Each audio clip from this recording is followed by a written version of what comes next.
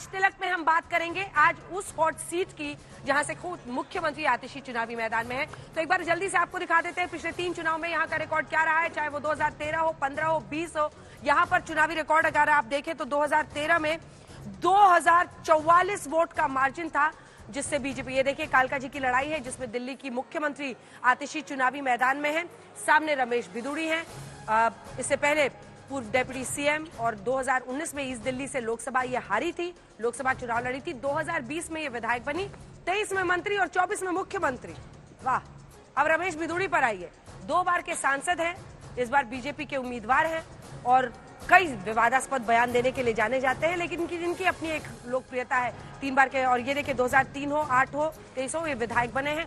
14-19 में दक्षिणी दिल्ली से ये सांसद भी बने हैं, तो एक लंबा इनका करियर रहा है। अब अलका लांबा पर आइए, ऑल इंडिया महिला कांग्रेस की अध्यक्ष हैं, ये भी एक फायर ब्रांड नेता हैं और ये चुनावी मैदान में आतिशी को, हालांकि अगर आप देखिए तो रमेश बिदुड़ी ने जब हमला किया था आतिशी पर तो अलका लांबा ने इस मुद्दे पर उनका साथ दिया था कि एक महिला के खिलाफ ऐसा नहीं बोलना चाहिए। लेकिन लड़ाई है, चुनावी है, देखना दिलचस्प होगा किसका पलड़ा भारी है। जल्दी से एक बार मार्जिन दिखा दीजिए तीनों का।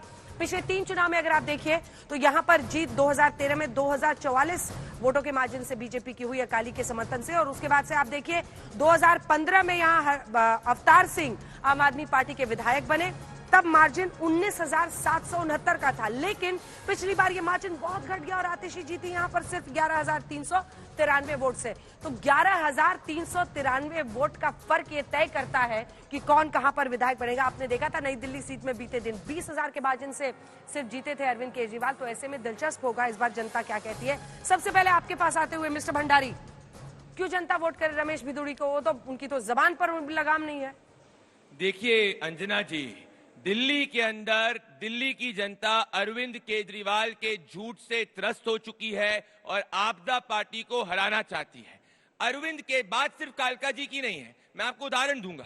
मनीष सिसोदिया अपनी सीट पटपरगंज की छोड़ के भाग जाते हैं क्योंकि उनको पता है कि 3,207 वोट भी वो अरविंद केजरीवाल जी के नाम पर नहीं ला पाते। मैं 3 बड़ी बात करूंगा और क्यों आतिशी जी नहीं और हर आम आदमी पार्टी का विधायक हारने वाला है। दिल्ली के अंदर अरविंद केजरीवाल ने वादा करा था कि भाई दिल्ली के अंदर अरविंद केजरीवाल यमुना मैया को साफ करेंगे। आज मैं दिल्ली की जनता से पूछना चाहता हूं कि क्या 10 साल में यमुना मैया अरविंद केजरीवाल जी ने साफ करी? नहीं करी। पंजाब के अंदर 3 साल से अरविंद केजरीवाल जी की सरकार है, 10 साल से दिल्ली के अंदर सरकार है। क्या एक भी महिला के खाते में 100 रुपए भी अरविंद केजरीवाल ने डाले? नहीं डाले। हमने महाराष्ट्र में भी डाले, मध्य प्रदेश के अंदर भी डाले। तो दिल्ली की जनता झूठ से त्रस्त हो गई। ये मैं ही नहीं कह रहा अंजना जी, 10 सेकंड में कंप्लीट करूंगा।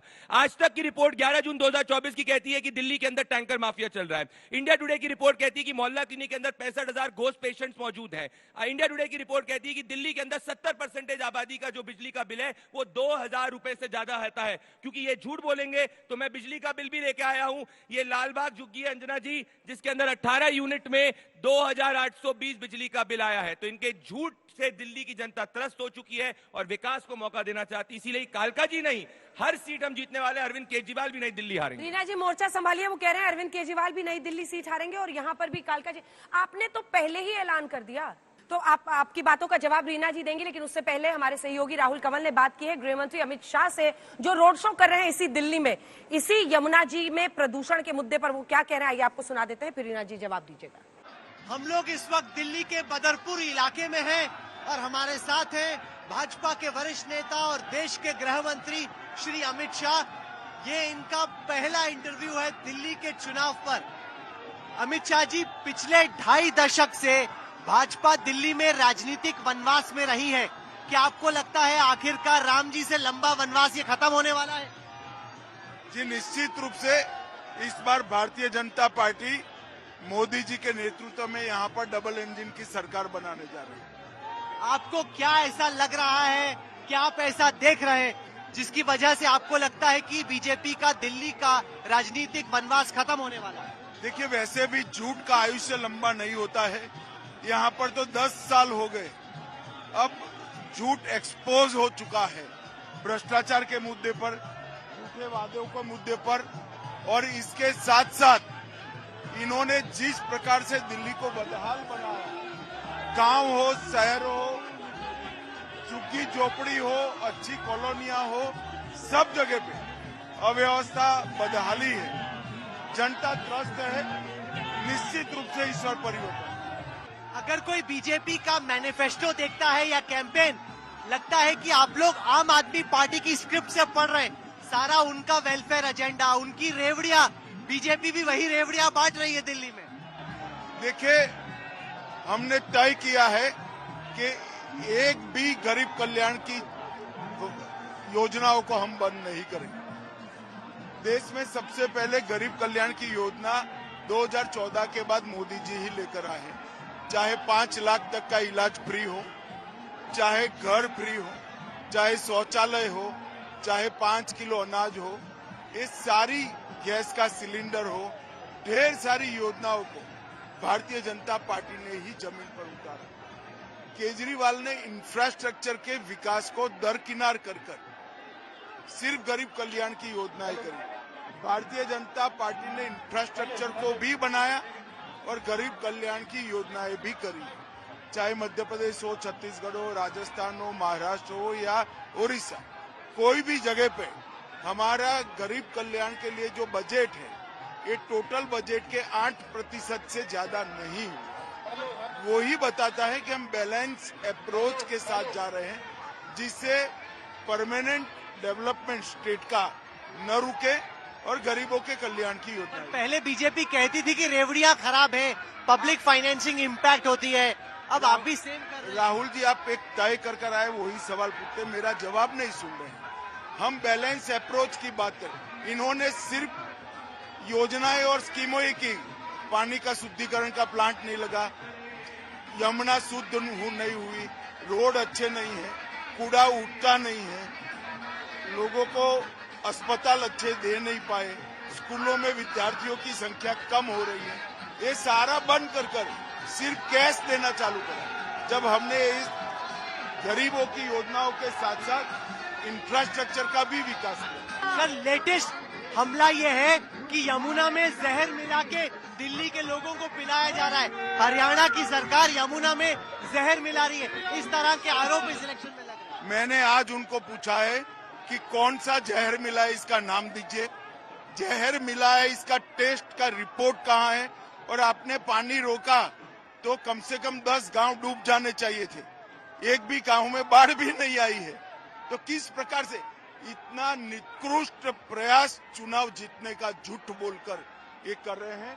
जनता को डराकर, एक पैनिक फैलाकर एक प्रकार से जीतने का प्रयास कर रहे हैं। हमने चुनाव आयोग को भी कंप्लेन की है और हमारी हरियाणा सरकार इन पर केस भी करने जा रही है। सर, ये जो हर रोज एक तरीके से अटैक होता है, क्या आपको लगता है कि आम आदमी पार्टी एजेंडा सेट कर रही है और आप उस पर रिस्पॉन्ड और रिएक्ट कर रहे हैं? यूजुअली आप एजेंडा सेट करते हैं और बाकी आपके पीछे पीछे भागते हैं। आपको जो एनालिसिस करना है करो। जनता के दिल से जो पार्टी निकल जाती है वो कभी चुनाव नहीं। आप चुनाव को रिपोर्ट कर रहे हो, मैं चुनाव लड़ता भी हूँ और लड़ाता भी हूँ, तो मेरा काम एकदम समझने का प्रयास मत करो। इस चुनाव को हम प्रचंड बहुमत से जीतेंगे। आपको लगता है कि हरियाणा और महाराष्ट्र में जो हुआ दिल्ली में रिपीट हो सकता है? पक्का, हम बहुत बढ़िया मत। और केजरीवाल स्वयं हारने जा रहे हैं टिकट फ्रॉम। आपको लगता है नई दिल्ली में परवेश वर्मा जिता? केजरीवाल जी और आतिशी जी दोनों हार रहे हैं। आप कहती है कि कांग्रेस बीजेपी की मदद कर रही है, ऐसा लग रहा है कि ये लोग मिल के चुनाव लड़ रहे हैं। बी टीम कह रही है कांग्रेस को। आपकी हमारा पार्टी ही कांग्रेस की खिलाफत करने के लिए हुआ है। हम कभी कांग्रेस के साथ मिलकर राजनीति नहीं कर सकते, हमारे गहरे मतभेद हैं। अब खड़गे साहब अगर कुंभ की डुबकी को गरीब कल्याण के साथ जोड़ते हैं, गरीबों के भूख के साथ जोड़ते हैं, तो मैं खड़गे साहब को कहना चाहता हूं 80 साल के हो गए, आपने एक भी डुबकी नहीं लगाया, मगर गरीब कल्याण हुआ क्या? हमने डुबकी भी लगाई और गरीबों का कल्याण भी किया है। हमारा सनातन में दृढ़ विश्वास है, हम सम्मान करते हैं परंपराओं का, संस्कृति का, और कांग्रेस इसका विरोध करने वाली पार्टी। आपका एक्सपीरियंस कैसा था कुंभ में? आप गए, ऐसा लग रहा है कि देश का हर आदमी ही वहां पे जा रहा है। कोल्ड प्ले के क्रिस मार्टिन भी वहां पे जा रहे हैं कुंभ में स्नान करने के लिए। सब लोग कुंभ की ही तरफ जा रहे हैं। पूरी दुनिया आकर्षित हुई है कांग्रेस की फौज के लाभ। सर, खत्म करने से पहले ये बताइए कि क्या आपने सोचा है कि दिल्ली में अगर आपकी जीत होती है तो बीजेपी का सीएम चेहरा कौन होगा? अभी हमारा एजेंडा जीतना है, बाद में हमारे यहाँ कभी भी तकलीफ नहीं होती है, मिल बैठकर तय कर लेंगे। क्योंकि परवेश वर्मा को लग रहा है अगर वो जीत गए दिल्ली में केजरीवाल के खिलाफ तो उनकी लॉटरी लगी। सभी 70 लोगों को ऐसा लगता है और कोई भी बन सकता है। अमित शाह जी, आपने हमें वक्त दिया, बहुत बहुत शुक्रिया। बड़ी भीड़ यहाँ पर आपसे मिलने के लिए इंतजार कर रही है, तो बहुत बहुत शुक्रिया।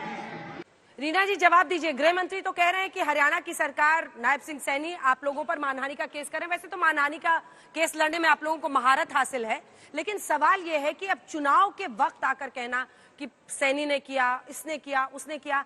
आपने तो कह दिया कि आतिशी जी सीएम बनेंगे ही नहीं, केजरीवाल जी बनेंगे। बताइए, एक महिला मुख्यमंत्री को आप लोग यही सम्मान दे रहे हैं, क्यों उनको हटाया जाएगा?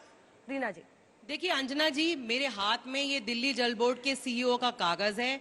इसमें साफ साफ लिखा है कि जो पानी हरियाणा से आ रहा है उस पानी में अमोनिया की मात्रा 6.5 ppm है।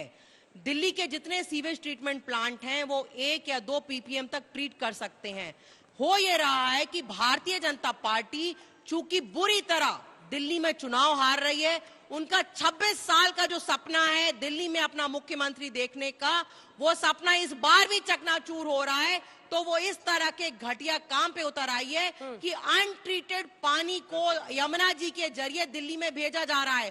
उनको लग रहा है कि ऐसा पानी आएगा, दिल्ली के लोग बीमार होंगे और वो आम आदमी पार्टी को वोट नहीं देंगे। लेकिन भारतीय जनता पार्टी को ध्यान रखना चाहिए कि दिल्ली के लोग इस तरह की गंदी और घटिया राजनीति का जवाब देना जानते हैं और उनको इस तरह की राजनीति कतई पसंद नहीं है। दिल्ली के लोगों को पता है कि भारतीय जनता पार्टी सिर्फ एक ठग पार्टी है।